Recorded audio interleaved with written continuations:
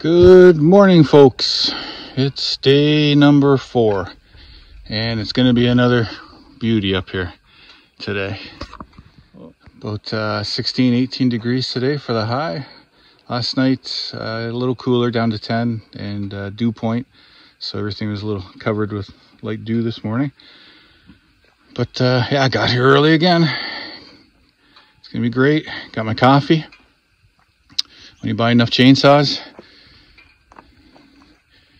you get into the gold club, I guess, copper club. That's what you get.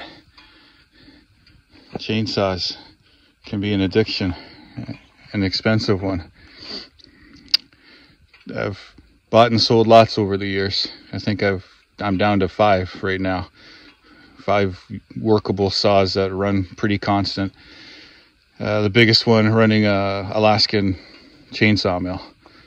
So anyhow, got some beauty wood to split today. Nice maple, yellow birch, that ash is in there. Nice stuff. Fun to split this. Hardly any rot in the middle. Yeah, anyhow, just thought I'd say good morning. Family's on the way over, following me, and then they're heading back down south.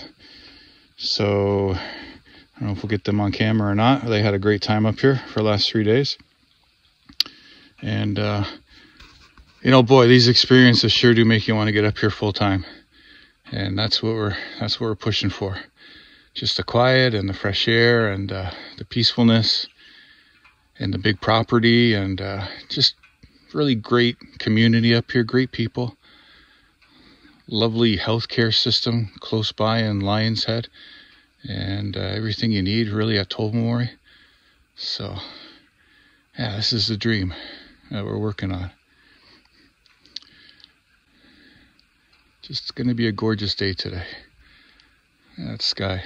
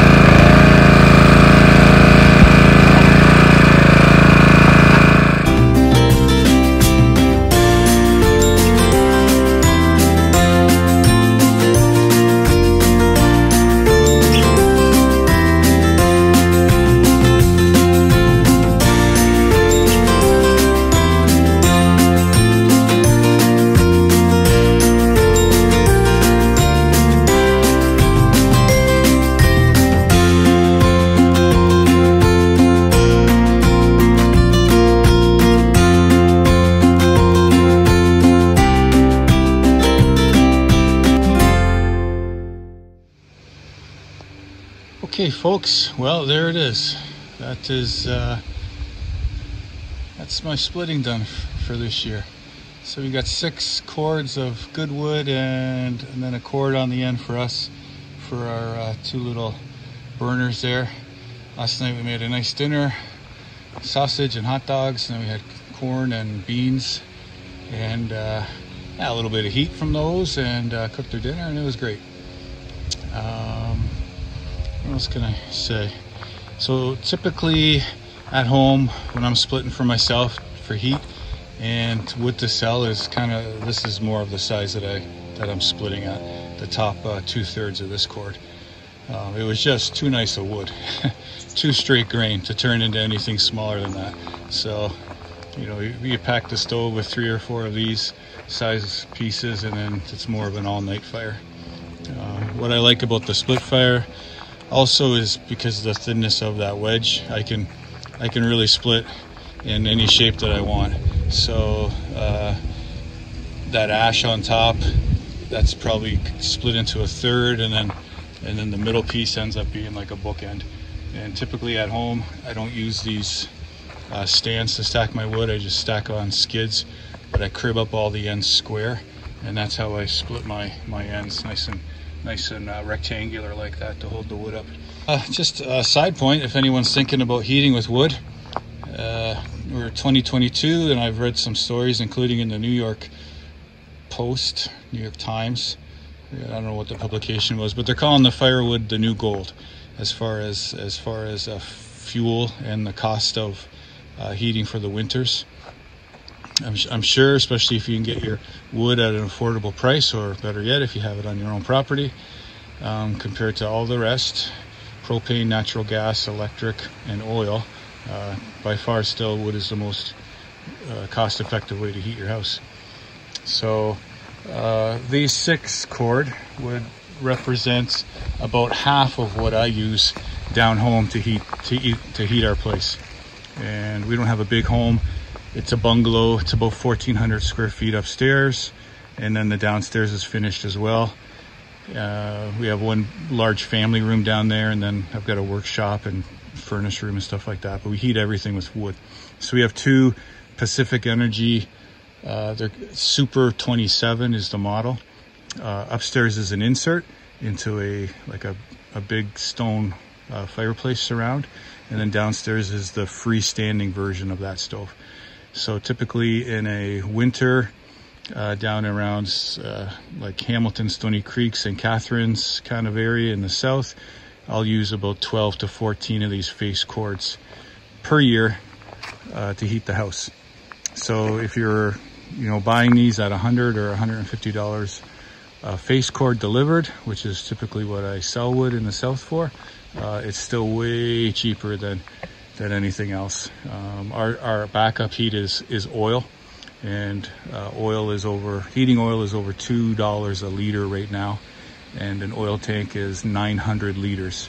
So you're looking at about 2,000 bucks, say, with your taxes, a fill up, and you can go through a tank of oil a month, no problem. So $6,000 to $8,000 over the winter for oil heat, which I have, or if I was buying wood, $1,000, $1,500 bucks. And then usually if you buy it in bulk, you can get a cheaper rate, and if you're willing to pick it up, you can get a cheaper rate. So there's all kinds of ways to save money, but obviously the best situation is to have the wood on your property. So yeah, so that's that. I just want to give you a little bit of insight there. The one thing I wanted to mention was the Splitfire, and I came up here with about half a tank of fuel. I don't like to have it right full coming up, trailering it, so it was about half a tank. And then at one point I checked the gas and I was just about out, so I put another half in, and I don't know what's left, but I haven't run out of gas. So conservatively, you could say all of this splitting was done on one tank of fuel on that Honda commercial motor, and I think it's only a 5-horse motor. And I think two reasons. I don't ever run it up to full throttle. Yeah, it'll be faster, but I don't know. I like it a little bit quieter. It's not as hard on the motor, probably, and it's definitely way easier on fuel. The other thing is that wedge, being as thin as it is, slicing through the wood instead of hammering through the wood. Very few times does that pump have to drop down into that lower second stage of the hydraulic pump, and that's when the motor is really working hard.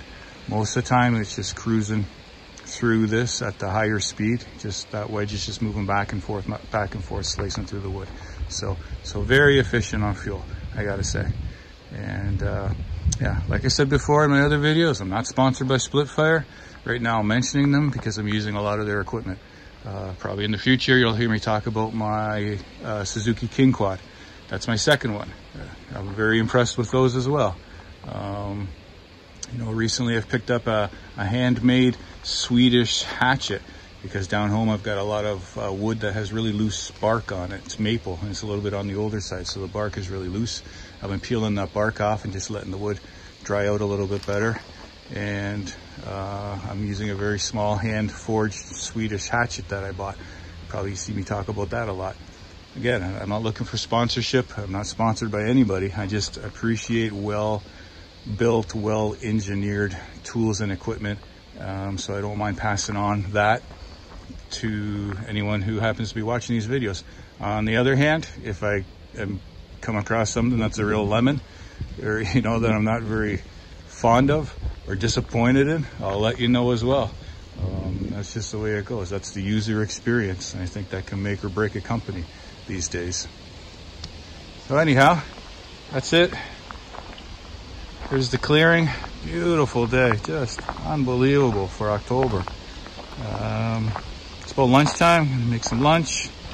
Family's gone now. They're headed down south, back home. And I'm gonna pack up the trailer and I'll be following them shortly. I put a call into the builder, or a text. I texted the builder to see if he was interested in coming by and having a look at my progress and talking about a few things. If I've got time, I'm gonna try to break some more rock. My daughter and the boyfriend tried to get started on the project. I think they had some fun with it, but yeah, I'd like to get that done before I go, and then in the spring when I'm up here with the chipper, the wood chips, we'll just finish that little trail that we're working on. I think that's about it. Yeah, I'll talk to you later.